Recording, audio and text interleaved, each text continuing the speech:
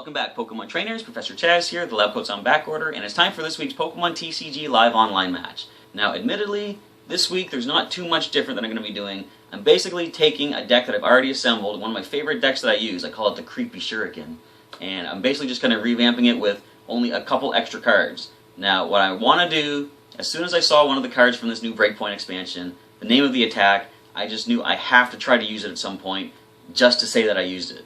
So without any further ado, we're going to take a look at the revamped Creepy Shuriken deck featuring a new Pokemon I'm going to be focusing on, and that is Slowbro. So for this week's Pokemon TCG live online match, I've assembled a deck which I am calling No Homers. And the reason I'm calling it No Homers is it's going to focus on the Slowbro's attack of Walk Off Homer. Yes, it's called No Homers. We're allowed to have one, despite the fact that we have two in the deck. But anyways, Walk Off Homer is an attack that says if you use this attack when you have only one prize card left, you win this game. Now, it's going to be hard to pull off because you actually have to get the 5 KOs beforehand to get down to one prize card, and then have your Slowbro set up to use Walk Off Homer. But the moment I saw this card in the BREAKpoint expansion, I thought I have to try at least once to make this work. It's just such an awesome name for the attack. So, Careless Head isn't too bad either. On a coin flip of heads, you can do 60 damage. I've got 2 Slowbro and 2 Slowpoke, and this actually isn't bad either. With Tail Lure, you search your deck for a Pokemon, reveal it, and put it into your hand, shuffle your deck afterwards, so you can actually find any Pokemon card you need by using the Slowpoke's attack. So there are 2 Slowbro and 2 Slowpoke in this deck. You might be noticing a little thing with Gengar Greninja. Essentially, I just took the Creepy Shuriken deck and added in Slowpoke and Slowbro. I think this deck has the most potential to get the KOs that I need in order to have that Walk-Off Homer take part. So, as far as the rest of the Pokemon, I've got 2 Gengar, 2 Haunter, and 3 Ghastly. And the main attack we're going to use up until the Walk-Off Homer will be Gengar's Creepshow. If your opponent's active Pokemon has 3 or more damage counters on it, that Pokemon is knocked out. It could be anything, even the overpowered or over HP Wailord-EX with 250 HP. Gengar can one-shot knock it out if it has 3 damage. The way to get 3 damage is using one of our 2 Greninja with the Water Shuriken. Even from the bench, Greninja can, once during your turn, you can discard water energy from hand, and if you do, put 3 damage counters on one of your opponent's Pokemon. The moment you do that, you're going to be able to use the Creepshow from Gengar and knock out whatever it was that you hit with the Water Shuriken. So there are 2 Greninja, 2 Frogadier, and 3 Froakie. That's going to round out the Pokemon at 18 this week, a little heftier than I usually run, but I couldn't really take any Pokemon out to add in the Slowpoke and Slowbro, so we're going to work with that as we have it. Just a quick look down to the basic energy. We have 4 basic Psychic energy, 10 basic Water energy, and that is all the energy for the deck. There's no special right now. It's going to be 14 energy cards. Now we're going to look at the trainers. So we're starting off with a couple of Dive Balls that let you search your deck for any Water Pokemon and put it right into your hand. Very useful. A couple of Energy Retrievals, bringing back some discarded energy. And since we are going to be using the Water Shuriken a lot, we're going to be discarding a lot of Water energy from hand. We have an Evo Soda to get your Evolved Pokemon into play. Level Ball to find some of the lower HP Pokemon out of the deck. A couple of Professor's Letters to find 2 basic energy. 2 Ultra Balls. You can discard 2 cards from hand when you play this to search your deck for any Pokemon. Kind of like the Tail Lure from Slowpoke, but it does cost 2 cards. And I've said this many times before, and I'll continue to say it again. I love the combo of Professor's Letter to find 2 energy, play the Ultra Ball and discard those 2 energy to find your Pokemon, and then the Energy Retrieval to bring those 2 energy back. It burns through 3 of your cards, but it makes sure you have everything you need, and you're getting an extra Pokemon in the process. The final items are going to be a couple of Versus Seekers that will bring back any of the supporters I'll be using. Bridget is the first one. I did originally have Fan Club in this deck, I believe, but Bridget is more useful for this. She lets you find 3 basic Pokemon non-EX and put them onto your bench, as opposed to just 2 from the Fan Club. And Fisherman is very good. He's basically 2 energy retrievals and a single supporter card. You bring 4 basic energy cards back from the discard pile to your hand. And 2 Lysandre. I usually only run 1, but I've got 2 in here for this deck, because the idea is, if they have something on their bench that's powering up quite nicely that could start sweeping through my whole team, I can use Lysandre to bring it up, have Greninja throw the Water Shuriken at it, and then have Gengar Creepshow and knock it out immediately, draining all that energy away, and all that setup will be for naught. That's when I might see some forfeiting. We don't know, we'll see. Couple of Pokemon Center ladies to keep your Gengar healed up, because Gengar is going to be the one that's mostly in the active spot doing the damage. And oh, look at that, I still have Fan Club in here. I could have probably gone with 2 Bridget now that I think about it, but we're going to go with this, because this is actually good in the sense that Bridget puts the 3 basic Pokemon onto the bench, Pokemon Fan Club brings them into your hand. So if I need to have some extra cards, perhaps to discard using the Ultra Ball, this gives me 2 more cards in hand to make use of. And I've got 2 Professor Birch's Observations and 2 Professor Sycamores in this deck. The idea is I want to try to get a full hand of cards, 7 if possible, on a coin flip of heads with Birch, because I want to have as much water energy available for the Water Shurikens as I can. If I have to discard my hand with Sycamore and get 7 new cards, then so be it. I would like to shuffle things back in, but if it's a card I don't want to risk drawing back again, like say if I have a basic Pokemon in hand I don't really have a use for in battle, I can still play it to my bench. That way I don't run the risk of drawing that back, and I can draw another more beneficial card using Professor Birch. And Wally is our final supporter, takes the place of an Evo Soda, but he works on the very turn a Pokemon comes into play, and he also works on your first turn of the game as well, so he's a little more versatile. And a couple of Dimension Valleys. It's going to reduce the attack cost of every Psychic Pokemon by 1 colorless less. All that's really going to do is help out the Gengar with the Creep Show. With 1 Psychic Energy and a Dimension Valley, I can then start Creep Showing anything with 3 damage counters and knock them out. 2 items are the final cards in the deck. We have an Assault Vest. This will protect the Pokemon wearing it from 40 damage from opponents that have special energy attached. So if they have a double colorless or double dragon energy, anything like that, give this to the, well, mostly going to be the Gengar in the active spot. Give this to Gengar and it'll be taking 40 less damage from Pokemon with those energies. Now, if they're not running special energies, I do have Hard Charm. It only reduces damage by 20, but it works for any attack coming in at Gengar from the opposing side. So that is going to be the No Homers deck. It's going to be 18 Pokemon, 28 trainers, and 14 energy cards. Let's get into some matches right now, and I know one of the hard things about pulling off the walk-off homer strategy is going to be, essentially, the opponent forfeiting before I can do it. Because if they see what I'm going for, and if they see I'm set up with 1 prize, as soon as Slowbro lands, they probably know they're going to lose. I'm hoping I'll at least get 1 victory so you can actually see what walk-off homer does, but we'll have to wait and see how things play out. Let's begin right now. Alright, Lee Double H is going up against the No Homers. And we're going to call for the coin flip, use the nice Mega Gengar coin. We're going to call the heads because we're going to land the head side. We actually did, I called it, sweet. And I literally called the coin flip. I see what I did there. Alright, we're going to take that first turn, try to get set up. Since we can't attack on the first turn, it's going to have no bearing. Oh, the opponent actually mulligans. A very rare occurrence. Now, we don't have the best hand. What do they have? I got Strong Energy. Ooh, a lot of Fishermen there too. This could be interesting. Our Ghost types are going to be resistant to any fighting type attacks. Oh, they've got their own Gengar and stuff going on. This could be a pretty interesting matchup. But we need access to gain something more. Like, I do have Sycamore in hand, but we're going to lose both Haunter in the process if I use that. So definitely I can't do that. We did see they have some Strong Energy though. The Assault Vest could come in really handy. Alright, so the opponent is now set up as well. I am going to take a card for that mulligan. Actually, 2 of them. I'm going to need to try to get set up. Yes, Fan Club. Sweet. Let's put a Ghastly down. And a Mewtwo-EX. Okay. So first things first, we're going to Fan Club. The Froakie that is active is basically just going to be there to take a hit. I'm going to bring another one and put it to the bench.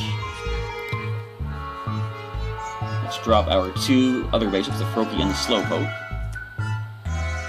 I'm going to attach the energy to the Ghastly right now. And I'm not going to put the Assault Vest just yet. I'm going to hang on to it. They might have something like a Startling Megaphone or Zero Tick to discard it. Plus, I don't know where they're going to place their special energy yet. We only saw Strong Energy in their first hand, so they might not actually have any special energy to attach to the Psychic-type Mewtwo-EX. If we do eventually see it, however, of course, that Assault Vest is going to come in very handy.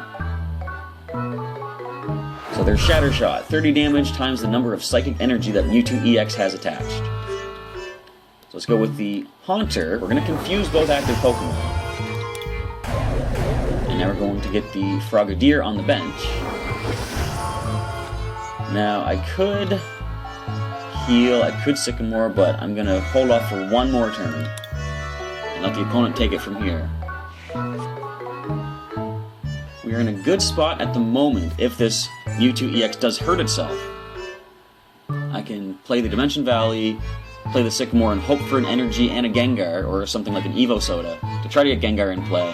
We can take that Mewtwo-EX down. So as they play out the Professor's Letter, they're going to find 2 more basic energy cards from their deck, and drop them right into their hand. way, I almost want Froakie to get knocked out here. In another way, I don't. So we'll have to see what happens. And it's crazy. All of this setup is just to try to get Slowbro into play to go for the walk-off homer. Just to say I accomplished it. So my opponent is carefully choosing which of their two basic energy types. I think they only had Psychic and Fighting. Because I only saw Fighting in that first hand, and now of course we see the Psychic attached to the Mewtwo-EX. I can go one of each, I can go two of one, none of the other. Who knows? They're taking their time choosing this, however. Actually, they don't take any. Was there, like, none in there? Kind of find that hard to believe.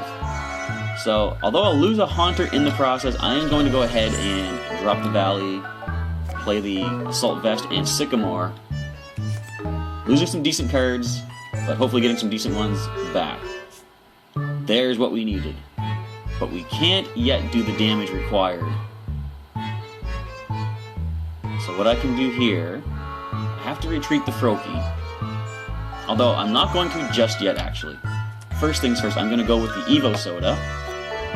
Let's get Gengar in play. Next turn I can use... I have Wally, don't I? Yes, I do. So the next turn I can use Wally to get Greninja. So we're going to get the Gengar. I am going to attach an energy to the Froakie in preparation for retreating.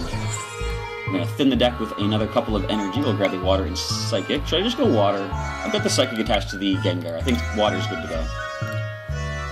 Alright, and that's all we're going to do. I'm going to leave the Froakie there just in case the Mewtwo breaks through and gets a KO. That way Gengar has a free switch into the active spot. Alright, another Psychic energy attached to the Mewtwo-EX. We're banking on being able to attack me. Let's see how this next turn plays out. If they simply go for the KO, and if they get the KO, then next turn we can one-shot the Mewtwo-EX. I'm going to be able to Wally into Greninja, use the Water Shuriken, and the Gengar is going to be able to pull off the Creep Show on this Mewtwo-EX. And I don't know for certain. We might see a forfeit at that point, but who knows. We'll see how the opponent plays it out. Some more EXs are joining the bench on the opposing side. The fortunate thing is they've already attached the energy for the turn. And the Mewtwo-EX is going to take these energies down with it once we get that Creepshow knockout. Alright, Mewtwo-EX is on the bench. Do we see? Yes, we do. The Hawlucha-EX also joins it.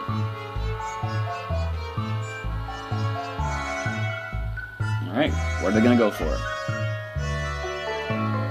I'm going to try the Shatter Shot. They actually do pull through. I'm getting 60 damage off with that. But I'm totally okay with that. I'm going to bring up the Gengar. Here's where the fun begins. So we can Wally into Greninja right now. Which we're certainly going to do. I'm going to start to power up the Slowpoke in preparation for the walk-off homer.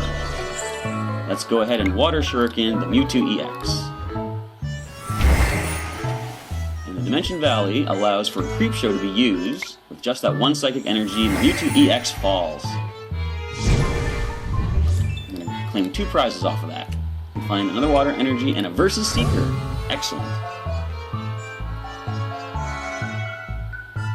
So, do we see the forfeit?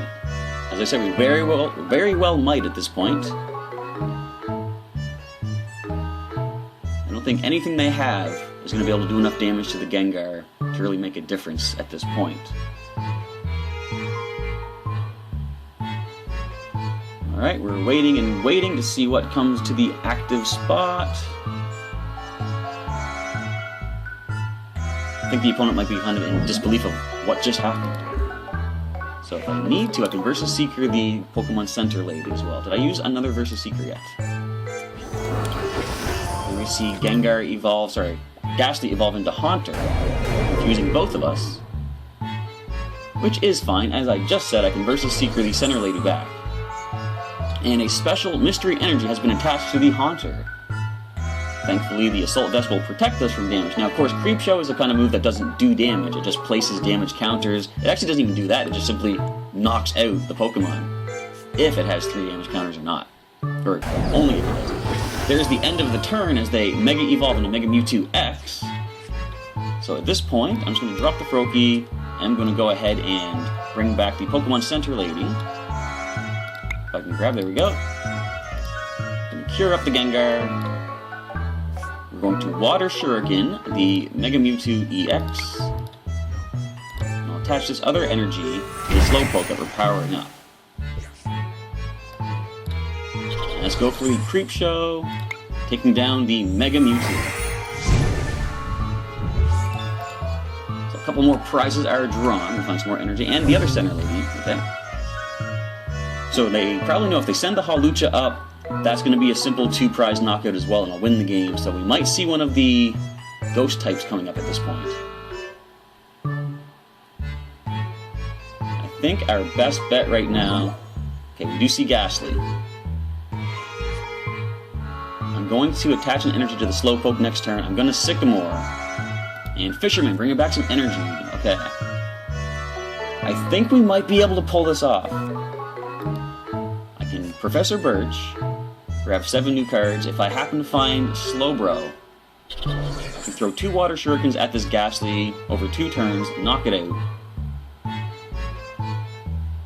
Yeah, I think we're in a good spot. As long as we don't fall asleep, or if they flip tails, we'll be fine. But if they do put us to sleep and I still manage to wake up, we'll also be fine. I have free retreat on Gengar, thankfully. Let's see how this works. I'm so excited, I'm almost going to get the walk-off homer. And a Great Ball. Search the top 7 cards of the deck to try to find any Pokemon. It's going to be a Gigalith. With a high-density armor ability, I'm sure it adds more defense to it. Not that it really matters against the combined might of Gengar, Greninja. And they flip heads on these sleep Pokemon, so we do fall asleep and we're poisoned. Do we wake up, though? We don't wake up. I can heal, though, with the Center Lady. So immediately we're going to go Water Shuriken. We're going to try to take the Ghastly down. So it's only going to take 1 more of those Water Shurikens to bring it down. In fact, check this out. We're going to heal a Gengar. And now we will Creep Show. On our next turn, I can play Sycamore. I should gain access to a Slowbro. Or I can draw one from the prize cards. That's probably a better option. I think I'll do that. Come on, just 1 final turn. Don't forfeit. Stick it out, Lee HH. Come on. Oh, this is so close. Hurry up, send something up. Take your turn. Get back to my turn. Sorry if I sound overly excited. It's just it's gonna be so cool. You got like in the testing when I used the walk-off homer, like I wasn't expecting what kind of an effect, like what kind of animation it has. You just gotta wait and see this. Alright, come on. Don't give up yet. I know things are looking bleak for you, Lee, but work with me here. Of course, watch them pull out some sort of crazy strategy I have no idea to expect yet.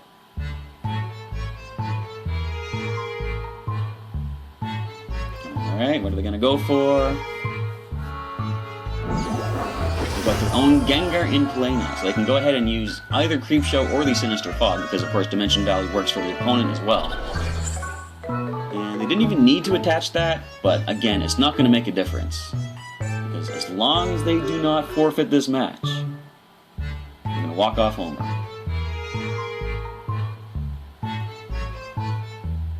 Come on, come on. Go for the Sinister Fog. I know you want to. We do have that free retreat on Gengar. Lysandre. That is actually perfect. Thank you very much. Why would they bring this up, though? They don't have some way to put 3 damage on this, do they? No, they don't. My opponent ends the turn with the Sleeping Fog or Sinister Fog attack. Here we go. Slowbro. Thank you, Lee AH. Watch this, everybody. Walk off homer. There's your special animation. You just get a victory straight up. That was a really cool match. The Gengar Greninja combo is just overpowered as it is. But there we see it working in conjunction with the walk-off homer, which is really hard to pull off, actually. I am very surprised I managed to pull it off here. Good game, Lee HH. Thank you for that, Lysandre. So, yep, pretty anticlimactic. You would think there would be some sort of special animation, like a big fanfare for getting the walk-off homer off, or some sort of, like, fireworks or confetti or something, but nope, just plain old victory. But that is, as you see, the walk-off homer attack in action. Do I recommend this for any serious kind of a deck? Not at all, because it actually relies on a lot of other setup. So essentially, as you saw, I was using Gengar Greninja to get KOs on everything. If I have a setup that I'm getting the 5 knockouts required to get down to 1 prize remaining, why would I need Slowbro? However, I did just want to try this just for the fun of using the walk-off homer attack at least once, and I actually managed to pull it off. That last turn couldn't have gone any better for my side, but I would definitely say it is not something to be used seriously. This is not a competitive or a strategic sort of a thing. It's just for fun, and I'm glad I was able to accomplish it, and I can actually move on to more strategic stuff in the future. So, with only a few weeks until the pre-release of Fates Collide comes out, if you have any remaining cards from the BREAKpoint expansion you'd like to see me focus a deck around for next week's video, just leave me a comment down below, let me know what cards you want to see used, and I'll see if I can assemble an online deck strategy featuring that card or those cards, and give a few that you'd like to see. Also, leave a comment, let me know what you thought of the match today, like what you think of the deck build. If anyone actually does want to try to recreate this in their own online matches, maybe some suggestions that you have to improve this could help them out. And one big suggestion would be, try not to focus on the walk-off homer. It is really hard to manage, and if you're fighting somebody with nothing but Pokemon EX, this will never work actually, because as you get the KOs on the EXs, you're going to be gaining 2 prizes, so you would only be going down in increments of 2. You will never have 1 prize remaining. So in a case like that, the walk-off homer actually will just not work. But anyways, this was fun. I don't want to talk bad about Slowbro. You actually did your job quite well, sir.